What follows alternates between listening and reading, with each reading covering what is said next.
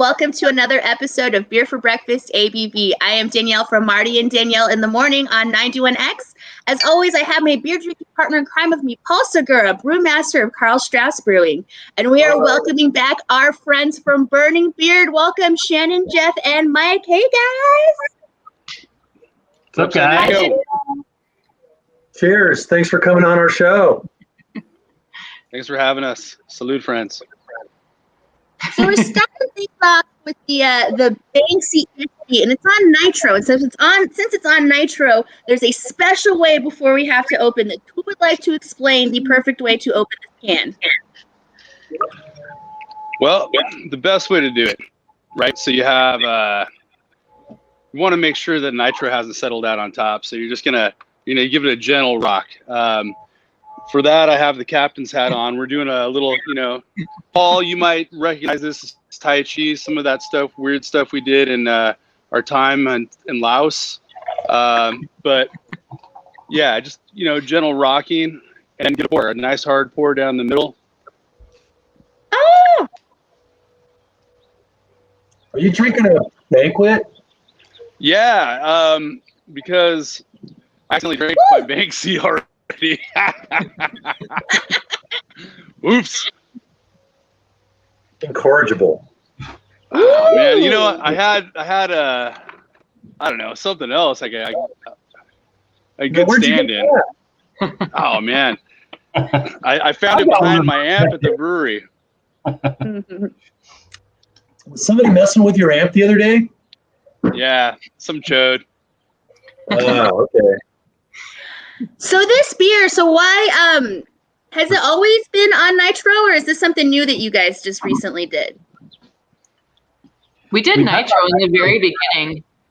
Yeah, we had it available in the brewery in the very beginning when we first opened, and it was super, super, super popular, but it was, especially for a fledgling brewery, kind of hard to keep up with.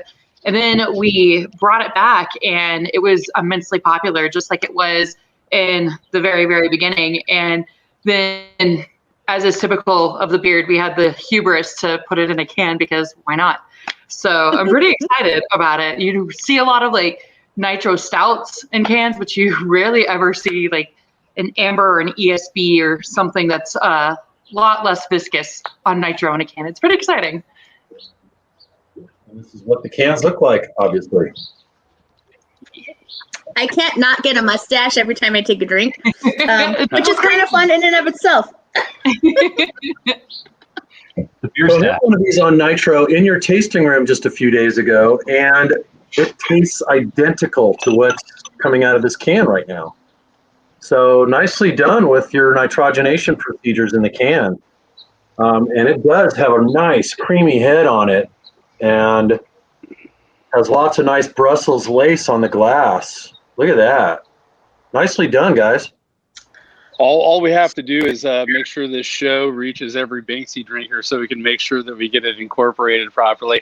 It's really just a conditioning issue, but thanks to your worldwide reach, Paul, I have no doubt that everybody will be drinking it properly soon. Well, once they find out that there's good head and good lace, they're bound to go for it. Look at that. So because I have, maybe this is a stupid question, I don't know, but because I haven't had a lot of beers that are on Nitro out of a can, if you just drink this straight from the can, am I still going to get that velvety taste that I get from pouring it into a glass? Yes, but you'll feel much cheaper. Yeah. Wow. That wouldn't be a first. So anybody who's not familiar with this beer, this is an English mild, is it not, or is it an ESB? ESB. Okay. It's a nice example. We're in the higher 5%, 6% range, on the top end of that ABV, to make sure that we're in the drinkable range for the San Diego beer fan. They don't drink much that's below 7% these days. But yeah, that ESB, just a little more malt complexity, a lot more mouthfeel, and some ABV for the young burgeoning student. It's one of my favorite styles of beer. Yeah, you don't see it around often. A lot of people don't have, what did you say, the hubris to put an ESB on tap. Exactly. Yeah, they're not as popular as like all the IPAs and stuff, and they don't move as fast. But I applaud you guys for continuing to educate people about beer, as you guys have been doing for a long time. Thanks, Paul. Sure, man. So normally we would be acting a fool at the brewery celebrating your guys' anniversary. This is probably the first time that I will remember what happens after on the day of your anniversary, because it is a good time. What anniversary is this that we are celebrating in this weird and difficult time? We're coming up on number 5, which is, yeah, it's crazy. Thank you. We're stoked about it. It's been an amazing year. Actually, I know all of you guys were at the anniversary 4, but that was kind of the last big hurrah before everything shut down. So yeah, that was a good time. And yeah, rounding the corner on 5 years here, and just trying to figure out like what the rest of this year is going to look like. I think we've got some cool stuff in store, and we've kind of been kicking ideas around for what we can do to stay within the guardrails that have been assigned to us, but also to kind of meet all the expectations of our nearest and dearest customers. So yeah, we're kicking ideas around. I think it'll be a good year. Awesome. You guys always have great parties there, man. And anybody who hasn't been out there, what are you doing with your life? Come on. I mean, Right? Yeah. But I miss managing 400 plus very drunk people at once. But this year, especially going through all the pictures, I'm like, I would give anything to have to clean up puke outside of a porta potty this year. It's just definitely, I miss it. We're normally like right in the throes of all the planning because there's so much that goes into it. And Mike, Jeff, and I, during normal times meet once a week anyways, but especially building up to the anniversary, there's just so much preparation that we pull into it, so much that our staff pulls into it preparation wise, but it's an exhaustive experience, but it's one that's definitely worth all of it, and one that I think we're all missing this year. It kind of feels a little empty right now because we are going to do something, but normally we have so much already orchestrated and in the works and going. It's crazy. Can you give us an update on what's going on with the tasting room out in El Cajon as far as having beers there, food, what's going on? So right now we still have an awesome partnership with Angry Pete's Pizza. So that way, again, we can stay within the guidelines that we need to stay in to be open. We are open Sunday, Monday, and Tuesday, noon to 6. And then Wednesday, Thursday, Friday, Saturday, we are open until 8 o'clock now, which is awesome. It's crazy how those 2 extra hours kind of give you back that little sense of normalcy. So yeah, we're just cruising along with it, trying to see what we can and can't do and stay up to date, but make sure that we are keeping that jukebox jamming and all of the good beer flowing and making sure that everybody's still having the best time that they possibly can on that patio. I'm really stoked how that patio turned out. Big shout out to Martine and Steve for getting that awesome fencing up. And again, it's always been a group effort, but especially the past year, it's a pretty sweet little spot to spend the afternoon in. Oh, cheers to that. Yeah, I'll drink that. Cheers. And it's nice that you guys have like musical instruments just kicking around that anybody can just walk up and jam to. Yeah, that's gonna murder you for that. The silver lining of the pandemic is that we all become really good drummers. We had that team brew set, or drum set, and I had the team brew set.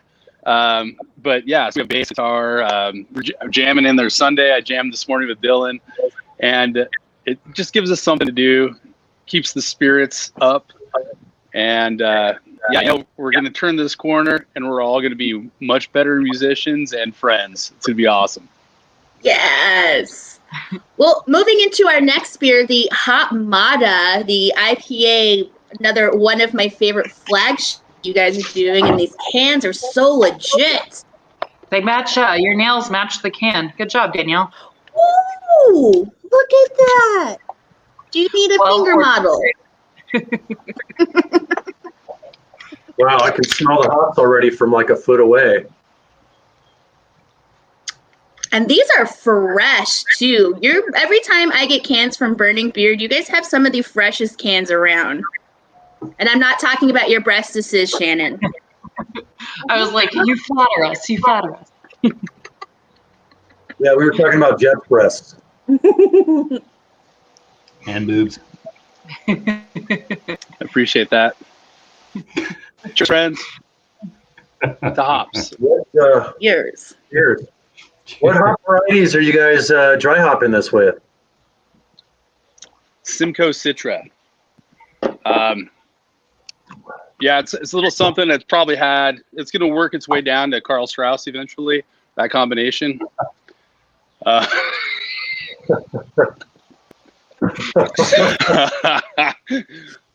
hoping. Anyway, yeah, if you're a good boy, I'll put some in your stocking. A really pleasant dryness and fruitiness. I get a lot of orange in the flavor on this,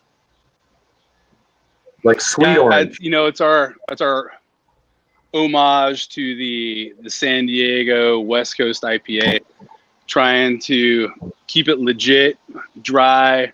If there's any haze, it's hop haze, some pine, some resin, little citrus on there. Very it's nice. 2005 in 2021. I like the glass you're drinking out of, Jeff. Oh, It's thanks, pretty. Shannon. So one thing that's remarkable about you guys is not only do you do like all these, what I call like regular beers, right? ESB and IPA and stuff, but the beers coming off of your cool ship these days is amazing. And I look for that. I mean, it's always nice to go there and get, nicely made Pilsners and IPAs and all that stuff. But those cool ship beers, I think can hang with anybody's like sour program and, barrel age program, whatever.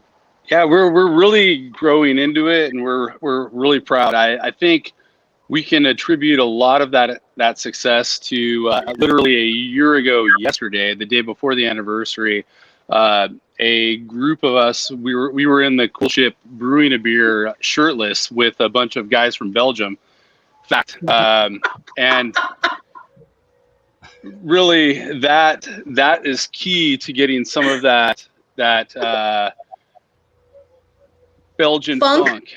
And you can't get that anywhere else, Belgium, our Cool Ship, and maybe Craigslist.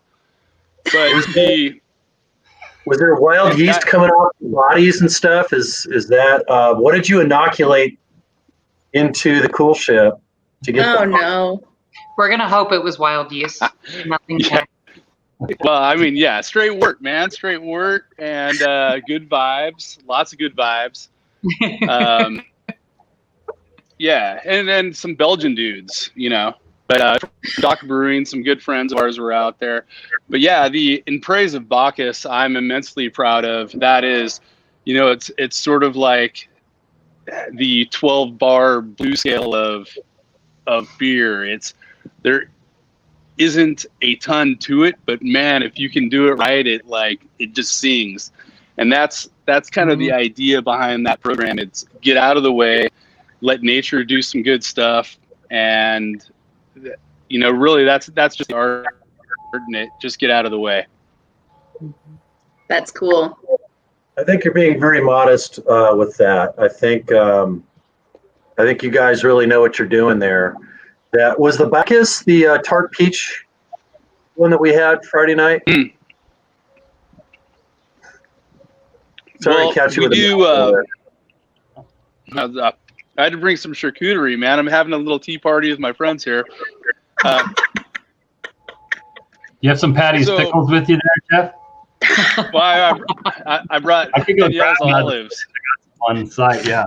Yeah, I brought a mouthful of olives instead.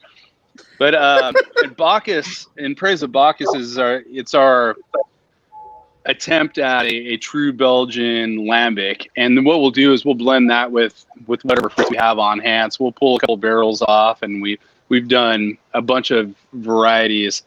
But yeah, that's our basically Belgian pale lambic style base, and then we have our cool chip plant base as well, which is coming along. We've done some really cool collabs recently, so maybe a year from now we'll see them. But in particular, I'm really excited about some stuff we've done with Lost Cause Meadery.